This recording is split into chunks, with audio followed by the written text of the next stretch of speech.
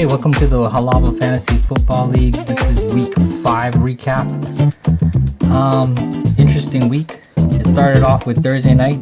Super boring game. That was like one of the most boring games ever. But we'll cover that again in one of the recaps. It was an interesting recap for one of the matchups. And then one of the biggest news was the overreaction, right? Because of the whole concussion thing that happened with Tua Tagovailoa. And so now they're like overprotective of some of the quarterbacks. And so you've seen it this weekend with like Tom Brady, like overly protecting him. And then even the one that really kind of hurt, I don't know if anybody started him, but Miami again, like, because not Geno Smith, who's their quarterback? Well, whoever their quarterback is, the backup for Tua, he got sacked and they took him out of the game. Tua was far worse and stayed in the game. This newer quarterback, not so bad, but they took him out of the game. So it doesn't look like it's fair. It's kind of crazy. And then it's going to affect, it does affect games. Anyway, we can get into the recaps. No drink today, so just water. I'm just going to drink water. So let's do the recaps. We can pick up some of the more interesting ones. Let's start off with, let's start in the middle somewhere. Let's start with Darren versus James. Darren pulls out the win here.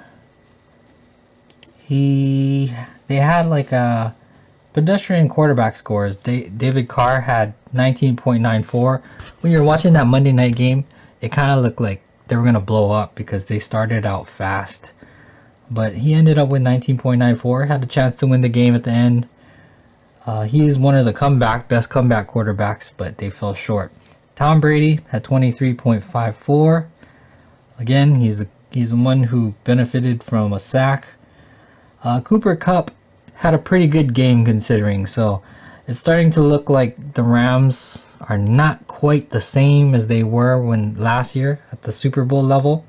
I don't know if the difference is not having OBJ or what. It's just they're not producing. They're not that fantasy gold mine that they were last year.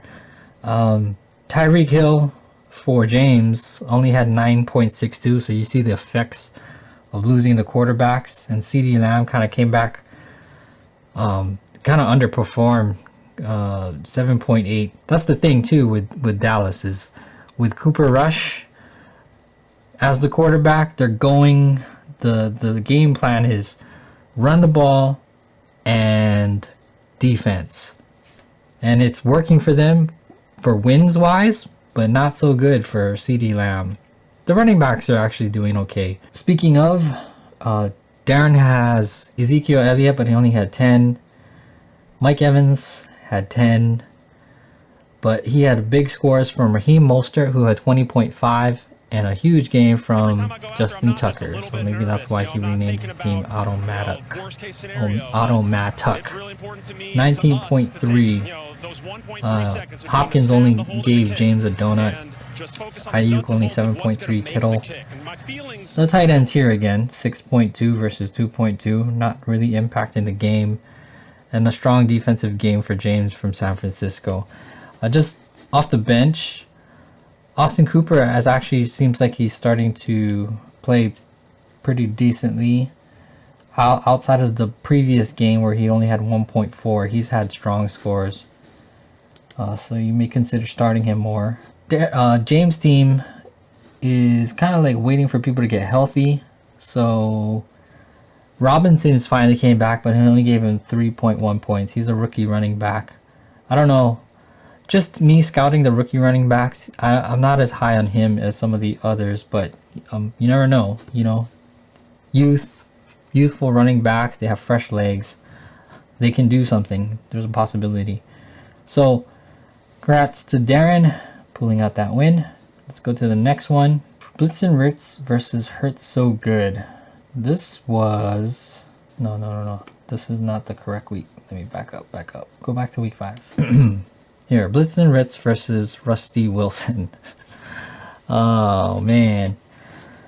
Richie pulls out a win here. I think Brad had the lowest score of the week, but it was a rough one for him. Just going over the scores really quick. Murray had 20.4. Jamar Chase only 8.6, low for him. 9.4 for Godwin. Really strong game again from Dameon Pierce, who's a strong running back. So I think it's going to be a two-horse race between two of the rookie running backs. I'll get back to that later. Kamara finally showed up after giving a donut last week. And then Everett, 0.7. Christian Kirk, 1.6. So this is going to be another thing, is Jacksonville, who looked kind of like crazy good in the first 3 weeks, and then all of a sudden they ran out of gas. So any of the Jacksonville guys are not looking so hot anymore. Yeah, I don't know what happened. Just fell apart. Mayer, really good kicking game, 13.4, and Dallas, like I said, Dallas D is strong, 22 points. As far as your bench, Montgomery actually was the better running back this week, and Etienne Jr. is pretty good running back, despite the fact that, like I was saying, the other not so good fantasy options in Jacksonville at the moment, I don't know if they can turn it around. So you see how it changes. It changes week to week. It really does. And then for Brad, poor Brad. He started Russell Wilson because he got baited into starting him after him started getting 29 points last week, and he didn't start him. So it's like, oh, maybe he's over the hump. And then now he started him, only had 13.66. And again, we said that was a really, really boring game. Russell Wilson, I don't know what he did. They lost the game. They could have won the game. He threw a pick in the end zone. Yeah, so really tough with Russell Wilson. And then the bad news with him is, I don't know, they've been saying like how his team hates him. I heard that they had that receiver who was like banging his helmet on the ground because he was pissed that he missed him. Yeah, it's not looking good. The biggest standout, I think, for Brad was Wilson Jr., running back, 21.4 for San Francisco. And then a strong game from New England. New England just like totally dominated Detroit, so Myers was good that week. We can talk about that a little bit more later when we get to some of their starters.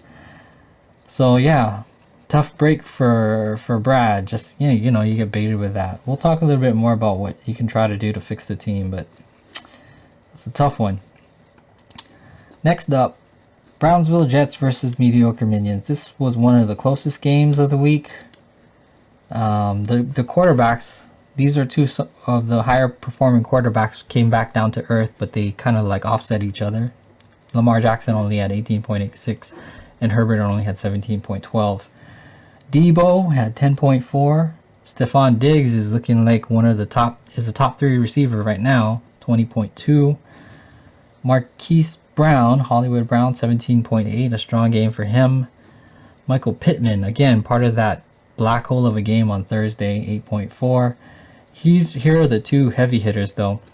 Austin Eckler, I know Mike was kind of like bummed out about his early performance, but he had a huge game, and now he's back up there in the top 5 of running backs. And then again, Derrick Henry, strong game, 29 points, good for him. Herbert, who had some big gains for Chicago, only 1.5. And then Devin Singletary, 5.7. Darren Waller got hurt, I think, so he's down to 0. He played the game, but he got pulled out because he got hurt. TJ Hawkinson, also another one who, after a huge game last week, got shut down again. Part of that Detroit versus the Patriots. Penny got 6.2. It says he's out. I think he might be out for the season, so that's a tough break for him. Dobbins had 5.2. I don't know where the Baltimore points came from. Carlson had a pretty super strong game, 18.5 points from a kicker, so he's rivaling Tuck. Suckup 8.5. Cleveland D only 0.7, and then Chargers D only 1.7. As far as the bench goes, Kareem Hunt had a pretty good game, 14.3. And then Tyler Lockett, man, 24.9 points left on the bench. Chris Olave is looking like he might be wide receiver 1 at the moment for the rookies. And then McCole Hardman, 10.10. So Jeremy, who's had strong games, had a tough week this week. I guess because of Hawkinson and the Charger D, and then everything else was pretty either mediocre or below average outside of like Henry, Diggs, and that's it, and Lockett, but he didn't play him. So I think Jeremy had a chance to win this game, played it wrong, and so Mike pulls out the win. Next up, Whipping Boy versus Prince Llama. So these are two of the heavy hitters in our league at this point in time. Joe Burrow had only 20 points, but Mahomes had a strong game, 33.78. Lazard only 11.8. Waddle only 3.8. Again, the effects of the quarterbacks being lost in Miami really hurts their wide receivers. Nick Chubb, running back number 1, 27.1. So he's producing, and he's producing at a high level, and he's consistent. Dalvin Cook, 26.9. He's kind of more like up and down, but when he's on, he's able to give you that. Taysom Hill, 37.84. That's the difference. He was able to overcome a pretty average game for Sanders, 8.9. Actually below average. You expect more from him. And Younghoe Koo, who has been like super good week after week, 21, 5, 13, 13. That's pretty good for a kicker. Only got 1 point. And then the Carolina D had only 3.8. And then for Aaron, Justin Jefferson, finally strong wide receiver game. T. Higgins, I don't know what happened to him. Did he get hurt? He only got him a 0. And then Saquon Barkley continues his return to greatness, 19.4. Jamal Williams also came back down to earth because of what happened with the Patriots. Dallas Goedert, a pretty strong game for a tight end, but Taysom Hill just wiped that out. Clyde Edwards-Helaire only 5.9. Bass only 9. Oh, good 9. Not only 9. And Buffalo D is strong at 15.5. And then on the bench, you guys left some points there. Jerry Jacobs, 29.9. A huge game. And then Geno Smith, 25.92. I think that's an underrated pickup for Aaron. If you actually were watching Seattle games, he looks like a good quarterback, and so I'm not surprised when he has games like these, when he does well. The only way that Aaron could come back was if Pat Mahomes scored like 50 points. He had a really good game, but nowhere close to 50 points. Alright, so next up, now we can go to Mia Milo versus Hurts So Good. So again, talk about the Lions versus, well, I got suckered too. So the Lions were the highest scoring offense in the NFL up to week 4 until they got to week 5 and they got Belichicked. So with a rookie quarterback, Bailey Zappi, and a rookie tackle, Cole Strange, who everyone was like, that's a reach. They just absolutely dominated Detroit, and so Goff only gave me 10.6. I played on Monterey St. Brown. He's good, but but he was hurt, and so he was going to be limited, and so that was kind of I knew I shouldn't have, but I just did it anyway. It's kind of a throwaway game for me. The best thing about my team, Breece Hall, 28.5, and so this is where I was saying it looks like a 2-horse race between the rookie running backs. I'm super high on Hall. I wasn't gonna talk about him at all because I wanted him in the draft. I finally got him, and then but to me he looks like a workhorse. I feel like he's gonna be a 1 or 2 round running back in the future. If you watched his college games, that's what it looked like, and he finally produced at that level this week. So at least that's one good thing for me. The other one who's really strong is Dameon Pierce. But that guy's different. That guy's like a Tasmanian devil, and then he's gonna run himself out of the league because of how violent he was. Like, he's crazy. If you watch college games with him, he's like bouncing off people. There was one game where his helmet popped off and he still kept running. He was running over guys and getting into touchdown. Only thing is they took away the touchdown because the play was dead as soon as his helmet came off. But I was like, man, after all that, I would give it to him anyway. It's amazing. But Mike had a super good game. I think he's the top scorer of the week. Jalen Hurts, 31.76. Mike Williams, pretty good for him, 18.4. Average, Curtis Samuel, 19.2. Robinson, again, with Jacksonville, not so good running, not so good offensive options right now. Like, he was really good in the beginning of the year, but came back down to earth, 5.9. But still, Fournette, 32.3, huge game. Travis Kelce had 4 touchdowns. That's a record for Kansas City, 30 points. So congrats to Mike pulling out that big game. You didn't need much to beat me, but yeah, you had a good game. So good job. And then we can go to the final game, Captain Morgz versus Daddy Dandy Melch. So this was an interesting game.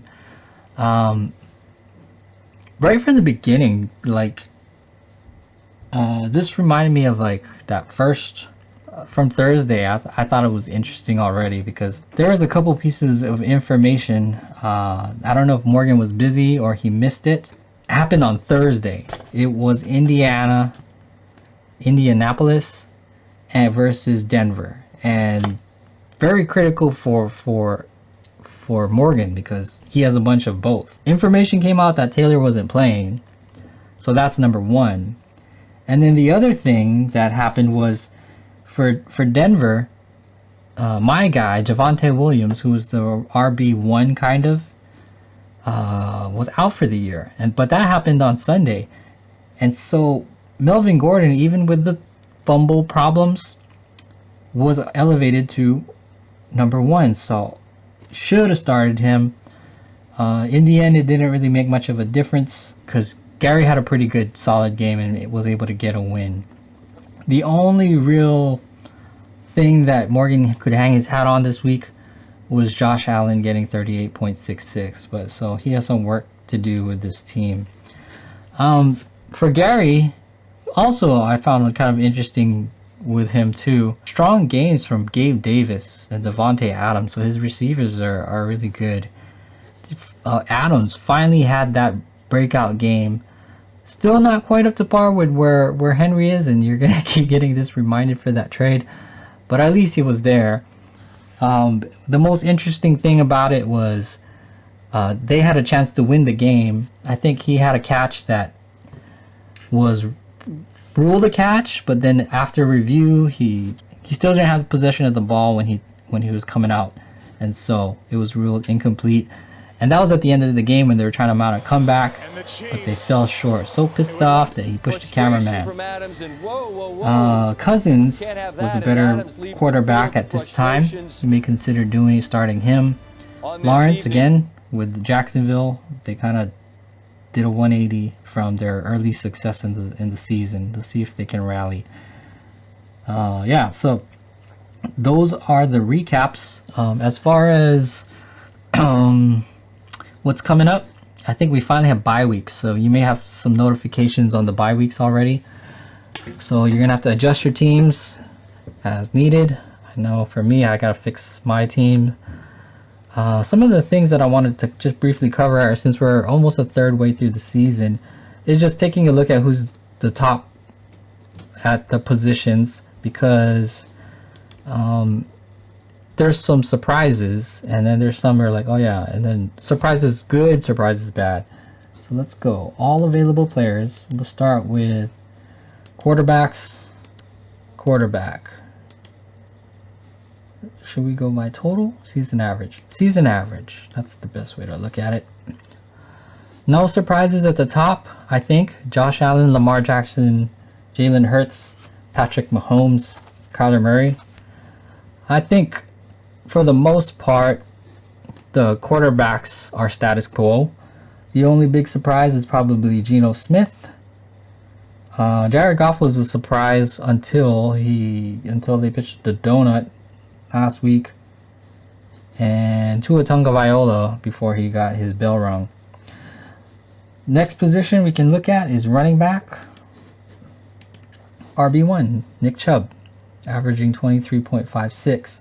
Saquon Barkley is the number 2 running back.